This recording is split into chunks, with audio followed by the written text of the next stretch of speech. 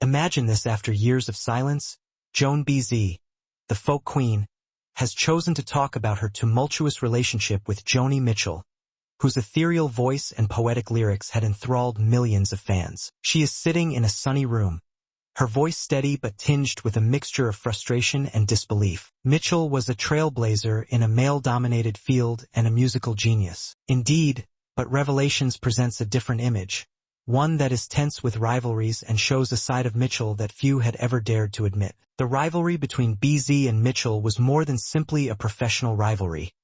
It was a confrontation between two powerful individuals who were each aggressively defending their own identities and creative vision for Baez. Feud wasn't only about music. It was also personal. In a world where folk and pop music were becoming more and more popular, Mitchell posed an increasing challenge. Baez represented the old guard as a remnant of a time that she was resolved to leave behind. When Joni Mitchell first appeared on the scene in the late 1960s, her presence was unmistakable. Her voice, delicate yet piercing, seemed to cut through the noise of the folk revival, and her lyrics were vivid tapestries of love, loss, and longing. Baez, an established icon, was quick to recognize Mitchell's talent, but she also sensed a threat. Their early encounters were marked by a facade of politeness, but beneath the surface, there was tension. Baez's style, which was rooted in traditional folk and protest songs, clashed with Mitchell's more introspective and experimental approach. Mitchell, on the other hand, saw Baez as representative of an outmoded folk tradition, beautiful yes, but lacking the raw emotional depth she felt she brought to her own music. As Mitchell's fame grew,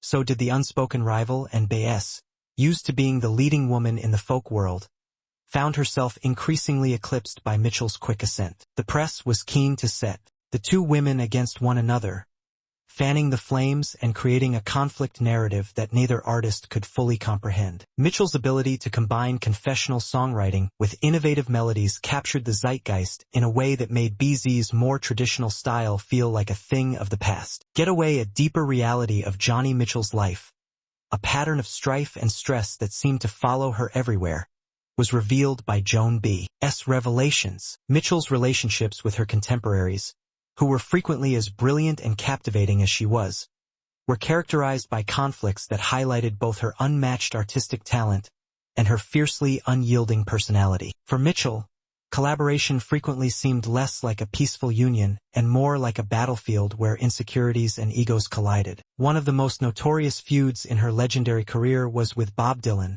a man who is both admired and mysterious. Their relationship was a volatile mixture of deep-seated hostility and admiration for one another, and it was a public display of rival legends. Mitchell, fiercely protective of her own originality, openly accused Dylan of plagiarizing folk traditions, reducing him in her eyes from a poetic pioneer to a sequel-aided imitator. To make matters worse, Dylan's towering public persona often cast a shadow over Mitchell's achievements, feeding her frustration with a music industry that seemed more willing to celebrate his mystique than her artistry. Their friendship, if it could even be called that, oscillated between admiration and resentment, each encounter leaving behind an unresolved tension that simmered for decades. Even Leonard Cohen, a man whose artistry Mitchell admired deeply, was not immune to the complexities of her relationships. Their brief romantic entanglement, immortalized in hauntingly beautiful songs by both artists, was a union of two poetic minds, intense, raw, and inevitably fleeting, but the emotional fallout of their connection lingered, leaving Mitchell to reflect on the ways in which she often felt undervalued and overshadowed by the men in her life. Cohen, with his quiet charisma and understated manner, seemed to embody the very thing Mitchell craved: acknowledgement of her brilliance, not just as a muse but as an equal. Yet, even in their most intimate moments, Mitchell couldn't get rid of the persistent feeling that the guys she inspired were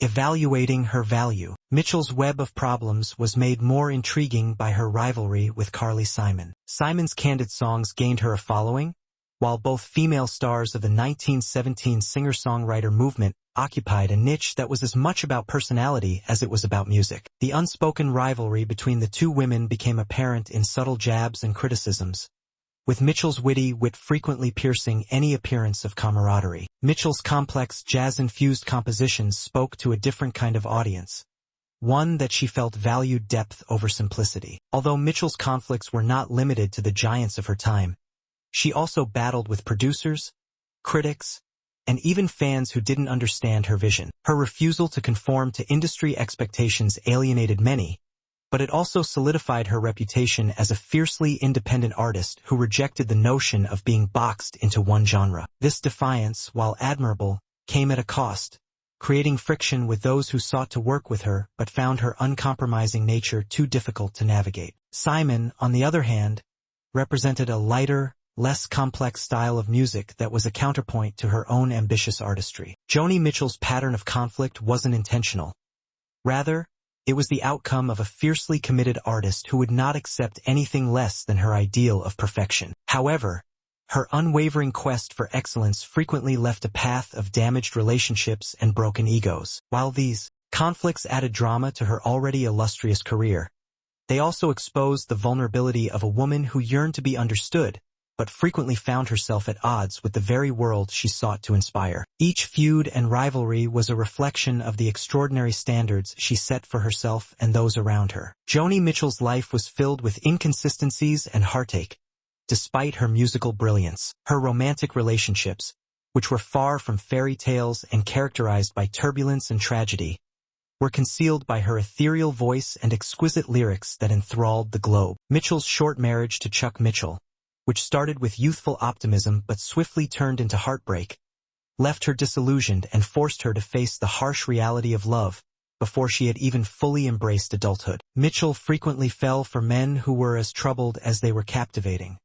which inspired her creativity but left her emotionally shattered. Mitchell's life was set in motion by this grief, as she proceeded to manage relationships that reflected the same distressing tendencies. Her romantic past appeared to be dominated by emotionally unavailable or seriously flawed men, which caused her to struggle with feelings of inadequacy and longing. These experiences influenced her music, creating ethereally beautiful compositions that spoke to listeners, while also serving as a sobering reminder of her own loneliness. She found refuge in Mitchell's art, but it also acted as a cruel mirror reflecting the decision to place her daughter for adoption in the early 1960s.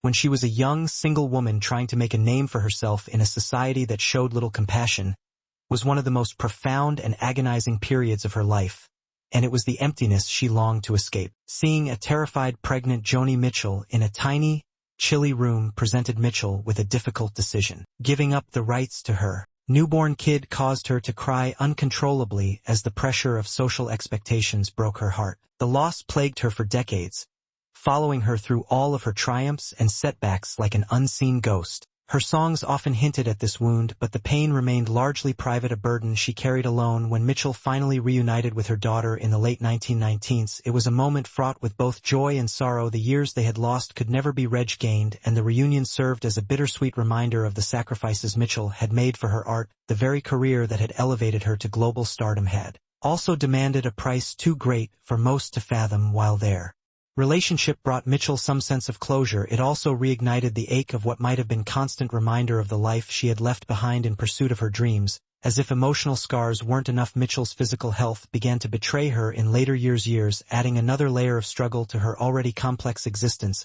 Her battle with Morgan's disease, a mysterious and controversial condition, was both debilitating and isolating. Imagine a woman once brimming with vitality reduced to a shell of herself, her body failing her as she struggled to make sense of an illness few could even believe was real. Critics dismissed her claims as delusions, further alienating her and amplifying her sense of being misunderstood. The combine of physical decline and emotional exhaustion led Mitchell to retreat from the public eye. Her once vivid presence, a staple of the music world, became a faint memory. As rumors swirled about her well-being, was she recovering? Was she creating?